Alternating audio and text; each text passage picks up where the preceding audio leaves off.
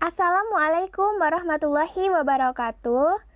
Selamat pagi anak-anakku yang salih dan salihah SMP Italusa Surabaya. Nah, di sini bersama Ustazah Yeni kita semua akan belajar bersama tentang reproduksi tumbuhan. Ikuti terus ya penjelasan selanjutnya. Nah, ringkasan materi IPA kali ini ya yang akan kita pelajari. Hari ini kita belajar tentang kaitan reproduksi dan kelangsungan hidup. Terus macam-macam reproduksi, reproduksi tumbuhan lumut, reproduksi tumbuhan paku, reproduksi tumbuhan berbiji, dan juga teknologi perkembangbiakan pada tumbuhan. Oke? Nah, yang pertama ini awalannya dulu ya. Nyamuk adalah hewan yang berumur pendek. Mengapa sampai sekarang nyamuk masih ada? Siapa yang bisa? Langsung aja ya tulis di kolom komentar kenapa nyamuk masih ada walaupun umurnya itu pendek. Artinya kan cepat mati ya. Yuk langsung aja ditulis di kolom komentar ya. Nah lanjut. Untuk tingkat reproduksi itu ada dua, tingkat reproduksi tinggi dan tingkat reproduksi pendek. Untuk tingkat reproduksi tinggi yaitu menghasilkan banyak keturunan dalam satu kali masa reproduksi dan jarak antara masa reproduksi pendek. Contohnya ayam kampung. Jadi dia tuh kan sekali bertelur rata-rata kan 10 butir dalam sekali reproduksi. Terus dierami selama 21 hari.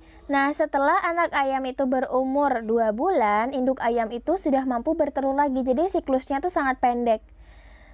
Makanya hasil reproduksinya itu sangat tinggi, sangat banyak gitu loh.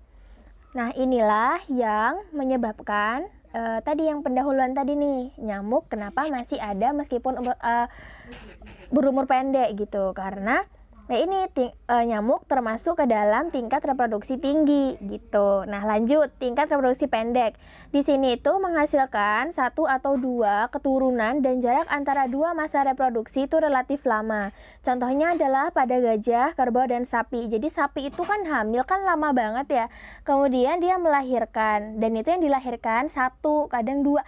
Tapi paling banyak tuh ya satu kan, kebanyakan yang kita jumpai itu hanya satu gitu. Jadinya dia tingkat reproduksinya itu pendek, yang dihasilkan keturunannya itu sedikit kayak gitu. Jadi masa reproduksinya juga relatif lama. Jadi itu ya macam-macam tingkat reproduksi ada dua, tinggi dan pendek. Next.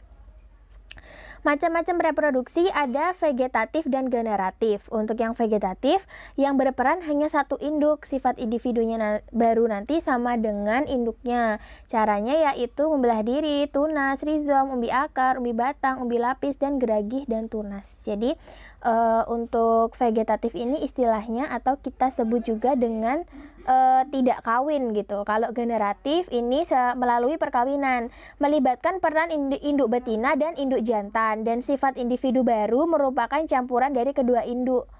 Kalau ini ada perannya yaitu induk betina dan induk jantan atau secara kawin atau seksual. Kalau vegetatif itu aseksual, jadi nggak pakai kawin gitu ya. Next. Kita bahas tentang reproduksi lumut. Reproduksi lumut itu terjadi secara metagenesis ya. Jadi daur hidup antara reproduksi vegetatif dan generatif yang terjadi secara bergantian. Jadi misalnya nih, sekarang vegetatif. Selanjutnya itu adalah generatif. Kemudian vegetatif lagi, generatif lagi gitu seterusnya.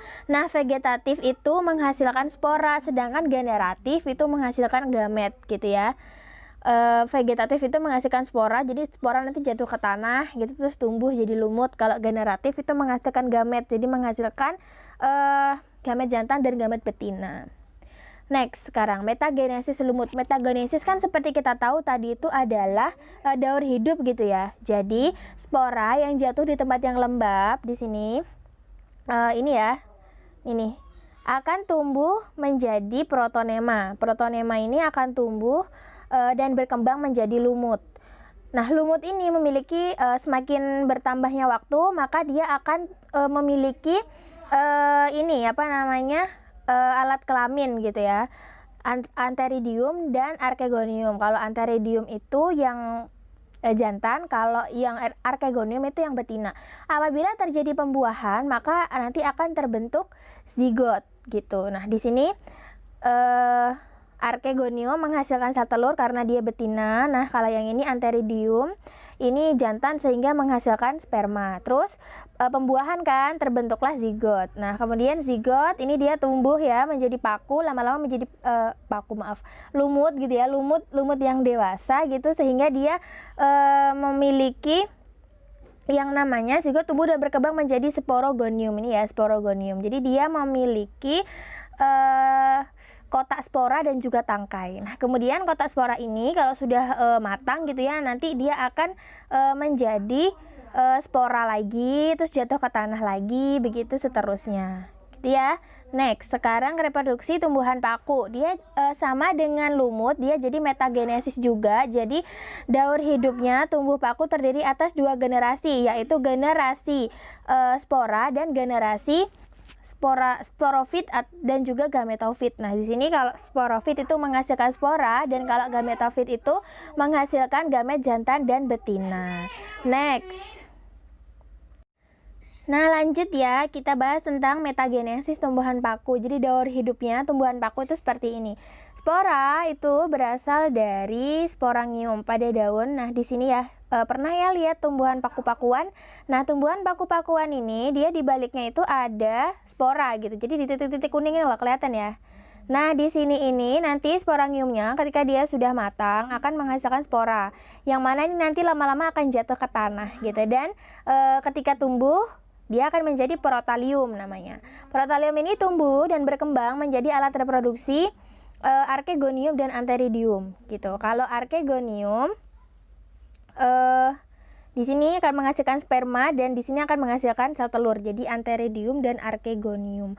Nanti kalau akan bertemu ya, ini bertemu maka akan menghasilkan zigot gitu. Nah, ini fertilization ini kan pembuahan ya. Kemudian menjadi tumbuhan paku muda, new sporophyte gitu ya, akan menjadi paku dewasa lama-kelamaan, begitu seterusnya gitu ya. Next, sekarang kita bahas tentang reproduksi tumbuhan berbiji. Jadi ada 3 ya. Tadi yang pertama udah tentang lumut, terus kemudian tentang paku. Nah, sekarang kita bahas tentang reproduksi tumbuhan berbiji. Reproduksi tumbuhan berbiji ada 2 reproduksi, secara vegetatif dan generatif. Kalau yang vegetatif ada alami dan buatan, dan nanti kita bahas tentang generatif juga. Yang pertama untuk reproduksi vegetatif alami ada rizom atau akar rimpang. Nah, di sini berbentuk mirip akar, berbuku-buku dan ujungnya terdapat kuncup. Setiap buku berubah menjadi sisik dan di ketiak sisiknya terdapat tunas. Contohnya lengkuas dan kunyit. Semuanya pernah ya tahu tentang kunyit gitu ya. Udah pernah masak ya di sini? Udah pernah tahu ya tentang kayak gitu? Nah, dari situlah nanti tumbuh tunas baru gitu. Nah, menjadi nanti kalau besar lama-lama akan menjadi satu dengan induknya, yang mana nanti lengkuasnya makin lama makin besar kayak gitu. Terus geragi atau stolon. Di sini adalah batang yang tumbuh menjalar di atas tanah atau di bawah tanah. Nah, geragi ini berbuku-buku dan tunas yang nantinya menjadi organisme baru, contohnya stroberi. Jadi stroberi itu makin lama nanti akan ada stolonnya gitu ya, atau kayak cabang gitu tapi memanjang, yang lama-lama itu nanti akan tumbuh tunas, dan kalau udah menyentuh tanah dia akan menjadi tanaman stroberi yang baru kayak gitu. Terus tunas adventif selanjutnya, tunas yang tumbuh bukan pada ujung batang atau ketiak daun, contohnya cocor bebek. Cocor bebek itu kan bentuknya kayak apa ya, rintik-rintik gitu ya. Nah, kayak gitu nanti di ketiaknya itu akan tumbuh tunas baru. Lanjut ke umbi lapis. Umbi lapis tunas yang mengalami modifikasi, tunas sangat pendek dan daun berdaging. Jadi bawang itu sebenarnya yang dekat dengan akar itu tunas. Kemudian yang kita masak sehari-hari itu adalah daun yang mengalami modifikasi menjadi daging kayak gitu. Umbi lapis itu berarti bawang merah, bawang putih, bawang bombay kayak gitu. Next, reproduksi tumbuhan berbiji vegetatif lagi yang alami itu ada umbi batang. Batang yang tumbuh di dalam tanah dan mengembung menjadi ubi, contohnya kentang. Semua suka ya kentang di sini. Jadi umbi batang, sebenarnya akarnya kentang itu bukan akar ya, tapi itu batang. Yang mana nanti lama-lama akan banyak cadangan makanan sehingga menjadi umbi batang. Terus umbi akar adalah akar yang berubah fungsi untuk menjadi cadangan makanan, contohnya akar dahlia. Terus tunas yang berfungsi sebagai alat reproduksi vegetatif, tumbuh di pangkal batang dan tersembunyi di dalam tanah. Contohnya pisang dan bambu. Jadi pisang dan bambu itu sebelum dia mati gitu ya, akarnya itu tumbuh tunas yang mana menjadi individu pisang yang baru gitu. Jadi karena pisang kan sekali berbuah dia udah nggak bisa berbuah lagi kan, dipotong kan, mati. Nah gitulah. Nah dia kan istilahnya memiliki individu baru melalui ujungnya si tunas dari akar tadi. Next, reproduksi vegetatif buatan. Nah di sini ada stek, mencangkok, merunduk, menempel, dan mengenten. Nah kalau stek kita tahu ya itu pemotongan bagian tanaman untuk menghasilkan tanaman baru. Contohnya pada singkong. Jadi singkong itu batangnya yang sudah dipanen ya, tumbuhannya itu batangnya yang agak tua tuh dipotong gitu ya, sekitar 20 cm. Kemudian itu ditancepin lagi ke tanah, maka lama-lama dia akan berakar, berdaun, dan akarnya akan memiliki cadangan makanan yang kita buat sehari-hari, kita makan sehari-hari gitu ya. Contohnya kayak dibikin singkong keju kayak gitu-gitu. Terus mencangkok, dia menumbuhkan akar baru pada bagian batang terpilih untuk menghasilkan tanaman bibit. Contohnya mangga. Jadi dicangkok gitu, ditumbuhkan di batangnya itu atau cabangnya agar memiliki akar. Jadi ditempelin tanah gitu. Terus merunduk, ini ditenggelamkan ya bahasanya saja tuh. Kalau merunduk tuh dirundukkan terus iniin tanah, ditimbun. Kalau menempel okulasi, menggabungkan dua tanaman, mengenten juga menyambung di situ ya cabang tanaman lain untuk mendapatkan mutu yang lebih baik. Next, nah ini reproduksi selanjutnya ya untuk tumbuhan berbiji, yaitu yang generatif. Ini ada dua, ada penyerbukan dan juga pembuahan. Yang pertama untuk penyerbukan ini ada anemogami, yaitu penyerbukan yang dibantu oleh bantuan angin. Kalau hidrogami, penyerbukan yang dibantu oleh bantuan air. Kalau zoidiogami, penyerbukan yang dibantu oleh bantuan hewan. Sedangkan antropogami yaitu penyerbukan yang dibantu oleh bantuan manusia. Kayak gitu. Next ya, sekarang pengelompokan penyerbukan berdasarkan asal serbuk sari. Nah, kita lihat di buku halaman 40 ya, silahkan dibuka. Itu halaman 40 tuh ada penyerbukan, macam-macam penyerbukan. Ada penyerbukan sendiri. Nah, di sini serbuk sari itu maaf. Berasal dari benang sari tumbuhan itu sendiri. Kalau misalnya penyerbukan tetangga, itu serbuk sari berasal dari benang sari bunga lain dalam satu tanaman. Jadi satu tanaman misalnya ada 2 bunga nih. Nah, di situ tuh penyerbukannya misalnya bisa bertukar kayak gitu. Jadi dari bunga satu tanaman yang lain gitu. Jadi satu tanaman ada 2 bunga kayak gitu. Nah, misalnya si bunga A dapat benang sarinya dari serbuk sarinya dari bunga yang B kayak gitu. Nah, kalau penyerbukan silang itu serbuk sari berasal dari benang sari bunga lain berbeda tanaman tapi masih sejenis. Jadi misalnya ada bunga mawar A dan bunga mawar B gitu ya. Maksudnya bunga mawarnya tuh 2 tanaman. 2 tanaman itu saling bertukar misalnya kayak gitu. Nah, itu disebut dengan penyerbukan silang. Kalau penyerbukan bastard, serbuk sari berasal dari benang sari bunga lain yang sejenis tapi beda spesies. Contohnya bunga mawar merah dan bunga mawar pink gitu ya. Nah, itu penyerbukannya bertukar. Jadi bunganya tuh masih sejenis tapi beda spesies gitu. Next, sekarang reproduksi generatif ini adalah secara pembuahan. Pembuahan itu prosesnya seperti ini. Jadi perubahan pada serbuk sari, pembentukan sel telur dan proses pembuahan. Di sini serbuk sari menempel di kepala putik, isi serbuk sari menuju ke ruang bakal biji dan membelah menjadi inti vegetatif dan inti generatif. Kemudian membentukan sel telur. Jadi kan setelah terpecah ya, setelah membelah nanti pembentukan ovum dari kandung lembaga yang membelah kayak gitu. Terus proses pembuahan, inti generatif melebur dengan ovum yang nantinya akan menjadi sigot. Sigot ini menjadi lembaga dan lembaga terbungkus oleh kulit biji dan daging buah. Ini ada di halaman, kalau tidak salah halaman 41 di buku paket. Itu yang jauh lebih lengkapnya. Gitu ya.